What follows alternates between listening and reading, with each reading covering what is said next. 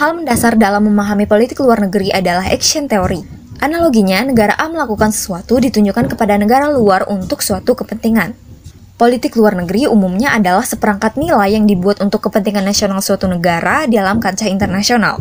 Kita akan memahaminya melalui politik yang mempresentasikan pedoman dalam kita bertindak. Sementara luar negeri akan terhubung dengan konsepan wilayah dan kedaulatan, yang berarti negara berdaulat akan membuat perangkat panduan dalam bertindak dengan negara lain. Dan politik luar negeri ini adalah bagian intersection-nya. Di Indonesia, definisi politik luar negeri tertuang dalam Undang-Undang Nomor 37 Tahun 1999 tentang hubungan luar negeri. Setiap kegiatan yang menyangkut aspek regional dan internasional yang dilakukan oleh pemerintah di tingkat pusat dan daerah atau lembaga-lembaganya, lembaga negara, badan usaha, organisasi politik, organisasi masyarakat, lembaga swadaya masyarakat atau warga negara Indonesia. Menurut para ahli, contohnya menurut Goldstein, politik luar negeri merupakan siasat yang dipakai oleh pemerintah untuk menjadi sebuah pedoman di kancah internasional. Sedangkan menurut Plano dan Olton, politik luar negeri adalah kebijakan atau strategi pada tindakan rencana yang diciptakan oleh pembuat keputusan negara demi menghadapi negara lain, sehingga tercapainya tujuan nasional dalam kancah politik internasional.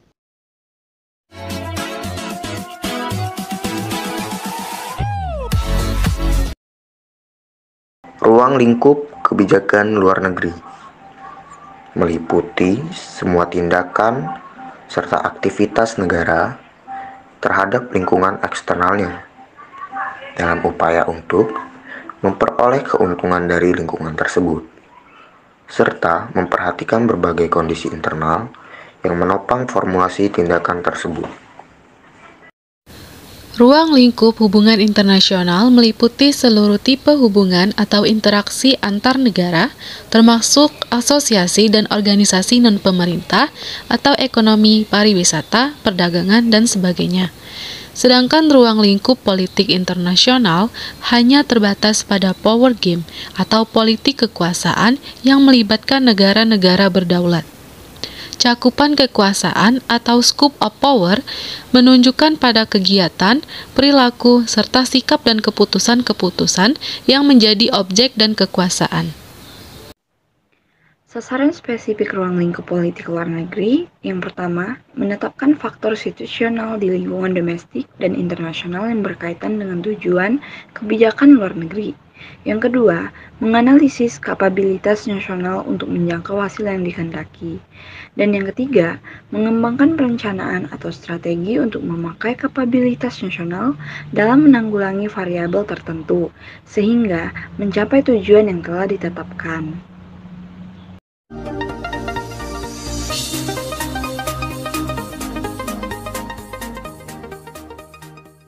Tujuan kebijakan politik luar negeri sebenarnya ialah fungsi dari proses di mana tujuan negara itu disusun. Tujuan tersebut dipengaruhi oleh sasaran yang dilihat dari masa lalu dan aspirasi untuk masa yang akan datang. Sementara itu, Plano berpendapat bahwa setiap kebijakan luar negeri dirancang untuk meraih tujuan nasional.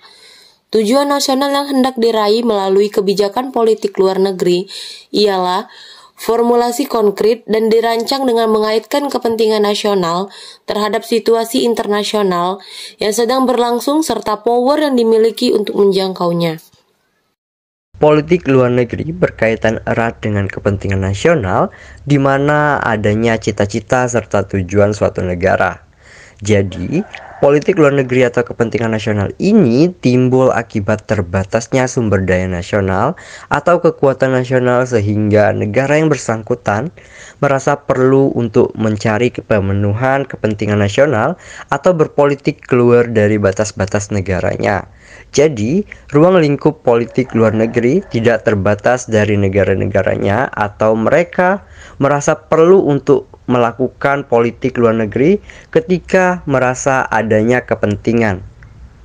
Mengutip buku Pendidikan Pancasila dan Kewarganegaraan kelas 11 disebutkan bahwa Muhammad Hatta menyebutkan tujuan politik luar negeri Indonesia yaitu: yang pertama, menghubungkan hubungan antar bangsa dari suatu negara tertentu sebagai wujud pelaksanaan impian yang tercantum di dalam Pancasila, dasar dan filsafat negara Indonesia. Yang kedua, mendapat input barang dari luar negeri yang diperlukan oleh negara untuk menciptakan kemakmuran rakyat. Yang ketiga, meningkatkan perdamaian antar negara secara internasional.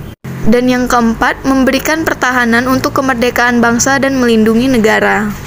Pada era kepresidenan Joko Widodo, ada beberapa tujuan politik luar negeri Indonesia yang berubah.